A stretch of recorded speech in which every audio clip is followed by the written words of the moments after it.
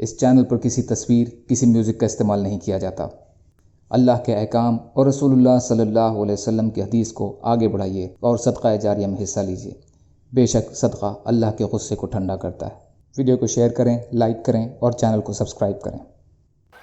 اعوذ باللہ من الشیطان الرجیم، بسم اللہ الرحمن الرحیم۔ رب اشرح لی صدری ویسر لی امری واحلل عقدۃ من لسانی یفقہوا قولی۔ ریاض الصالحین دوسرا حصہ، مسلمانوں کی تکلیف پر خوشی ظاہر کرنے کی مناہی۔ اللہ تعالیٰ فرماتے ہیں مومن تو بھائی بھائی ہیں۔ سورہ حجرات آیت نمبر 10۔ اللہ تعالیٰ فرماتے ہیں بے شک وہ لوگ جو اہل ایمان کے اندر بے حیائی کو پھیلانے کو پسند کرتے ہیں، ان کے لیے دنیا اور آخرت میں دردناک عذاب ہے۔ سورہ نور آیت نمبر 19۔ حضرت واصلہ بن اسقع رضی اللہ تعالی عنہ سے روایت ہے کہ رسول اللہ صلی اللہ علیہ وسلم نے فرمایا، اپنے مسلمان بھائی کی تکلیف پر خوشی ظاہر نہ کرو، کہیں ایسا نہ ہو کہ اللہ تعالیٰ اس پر تو رحم فرما دیں اور تمہیں آزمائش میں ڈال دیں۔ ترمذی، حدیث حسن ہے۔ فائدہ: مومن تو دوسرے مومن کی تکلیف اور اس کی خوشی پر خوشی محسوس کرتا ہے، نہ کہ کسی مومن کی تکلیف پر خوشی اور شادمانی۔ یہ رویہ تو مومنانہ کردار ہی کے خلاف ہے، اسی لیے اللہ کو یہ سخت ناپسند ہے اور ممکن ہے کہ اس کی سزا اللہ تعالیٰ دنیا میں ہی اس طرح دے دیں کہ اس مصیبت زدہ کو تو مصیبت سے نجات دے دیں اور خوشی منانے والے کو مصیبت میں ڈال دیں۔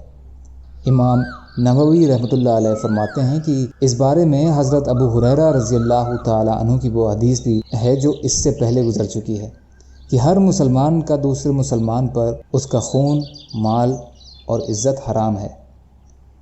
شرعی طور پر ثابت نسب میں طعن کرنا یہ حرام ہے۔ اللہ تعالیٰ فرماتے ہیں اور وہ لوگ جو مومن مردوں اور مومن عورتوں کو بنا قصور کے تکلیف دیتے ہیں، یقیناً انہوں نے تہمت اور کھلے گناہ کا بوجھ اٹھایا۔ سورہ احزاب آیت نمبر 58۔ حضرت ابو ہریرہ رضی اللہ تعالی عنہ سے روایت ہے کہ رسول اللہ صلی اللہ علیہ وسلم نے فرمایا، دو چیزیں لوگوں میں ایسی ہیں جو ان کے کفر کا باعث ہیں، نسب میں طعن کرنا اور مردوں پر بین اور نوحہ کرنا۔ مسلم شریف۔ فائدہ: یہ دونوں گناہ ایسے ہیں کہ اگر انسان انہیں حلال سمجھ کر ان کو کرے گا تو وہ کافر ہو جائے گا، لیکن بشری کمزوری کی وجہ سے ان کا ہونا سخت کبیرہ گناہ ہے۔ نسب میں طعنہ زنی کا مطلب ہے کہ کسی شخص کو اس کی تحقیر اور توہین کی نیت سے کہا جائے کہ تیرا باپ تو فلاں کام کرتا تھا، تیری ماں تو ایسی تھی، تیری ماں ویسی تھی، یا تو جلاہا ہے، تو لوہار ہے، دھوبی ہے، موچی ہے، وغیرہ وغیرہ۔ پیشوں کی وجہ سے بھی کسی خاندان یا شخص کو حقیر سمجھنا طعن فی النسب ہی کی ایک صورت ہے۔ نوحہ اور ماتم یعنی بین کرنے کا مطلب مردے کی اچھائیاں بیان کر کے رونا پیٹنا اور زور زور سے چیخنا اور شور کرنا ہے۔ اللہ تعالیٰ کہنے سننے سے زیادہ عمل کی توفیق عطا فرمائے۔ یا اللہ مظلوموں کی مدد فرمائیے، ہم سب کو اپنی استطاعت کے بقدر اپنا حق ادا کرنے والا بنائیے۔ یا اللہ رحم کا، کرم کا، عافیت کا، درگزر کا، فضل کا معاملہ فرمائیے۔ سبحان اللہ و بحمدہ، سبحانک اللہم و بحمدک، اشہد ان لا الہ الا انت، استغفرک و اتوب الیک۔